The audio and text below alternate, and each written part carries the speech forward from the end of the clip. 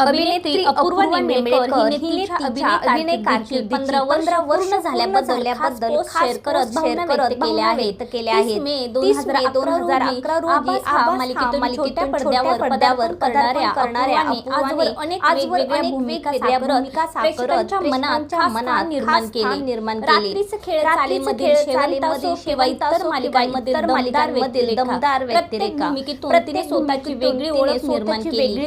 या खास पोस्टमध्ये अपूर्वाने आई-वडील आणि प्रेक्षकांचे मनापासून आभार मानले. प्रेक्षकांच्या प्रेमामुळे नव्याने उभं राहण्याची ताकद मिळाली असं ती म्हणाली. मालिका, चित्रपट, जाहिराती, AI आणि सिरीजपर्यंतचा प्रवास करताना काहीतरी नवीन करण्याची कायम तिने सांगितलं.